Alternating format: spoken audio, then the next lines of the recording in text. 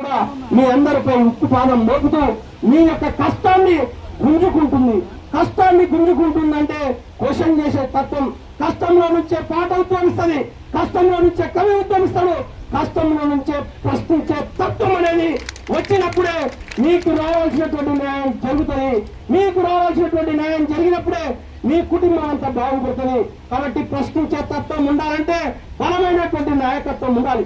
కాబట్టి ఈ ఆర్టీఓలైనా సరే, పోలీస్ వ్యవస్థనైనా సరే, మీరెవ్వరూ కూడా, నేను గతంలో రామంతపూర్లో జరిగినటువంటి డిమార్ట్ దగ్గర జరిగినటువంటి మీటింగ్ కి మీ అందరితో నేను హాజరై మీతో మాట్లాడినప్పుడు ఒక ఆర్టీఓ గారితో మాట్లాడితే ఎలాంటి జీవో కూడా మీకు సంబంధించినటువంటి మిల్లర్ మీద ఫైన్ వేయడానికి అవకాశం లేదు. ట్రాక్టర్ కి సంబంధించినటువంటి నెంబర్ తో, రిజిస్ట్రేషన్ ఛార్జ్ తో, ట్రాక్టర్ కి ఇన్సూరెన్స్, ట్రాక్టర్ కి సంబంధించినటువంటి ఆల్ పేపర్స్ అన్ని ఉన్నప్పుడు దాని వెనకాల తీసుకుపోయేటువంటి మిల్లర్ కు ఫైన్ వేయాల్సినటువంటి అవసరం లేదు. ఇంకొకటి, మీకు నో ఎంట్రీ అనేటువంటి షరతు కూడా మీకు వర్తించదు.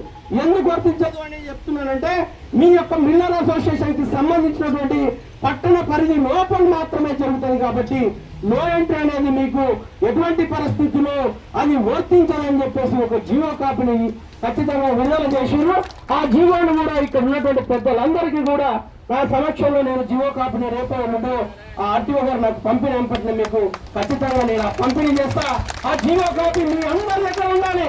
మీ యొక్క ట్రాక్టర్ ఎక్కడైతే ఉంటుందో ఆ జీవో కాపీని తీసుకొని మీ యొక్క ట్రాక్టర్ లో దాన్ని ఆర్సీ, ఇన్సూరెన్స్ ఏ విధంగా అయితే ఉంటుందో దాంతో పాటు కూడా జత చేసుకుని మీ యొక్క జీవో కాపీని ఎక్కడికి వస్తావు, ఏం చేస్తావు, మమ్మల్ని ఎందుకు వేధిస్తున్నావు అని చెప్పేసి మీ దగ్గర ప్రతి ఒక్కరి దగ్గర ఒక మొబైల్ ఉంటుంది.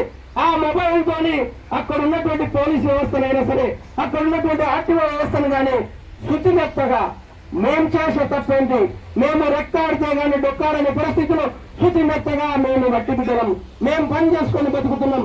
మేము పట్టణం నడిబడ్డంలో, బస్తీలలో, అదేవిధంగా బంజారాల్లో మేమందరం కూడా పని చేసుకున్నటువంటి మా లిమిట్స్ అంతా పట్టణ ప్రాంతంలోనే, గ్రేటర్ హైదరాబాద్ పరిధిలోనే ఉంటాయి. కాబట్టి మాకు నో లిమిట్, నో ఎంట్రీ అనేది లిమిట్ లేదని చెప్పేసి మాకు తెలిసింది.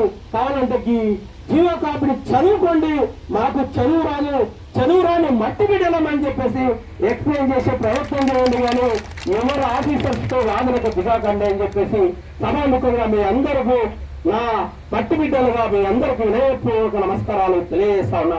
అదేవిధంగా చాలా మంది జీవనోపాధి కోసం మేస్త్రీలుగా, బిల్డర్లుగా వారి యొక్క వృత్తి కోసం వారు వలస వచ్చి హైదరాబాద్ ప్రాంతంలో వారికి మారుమూల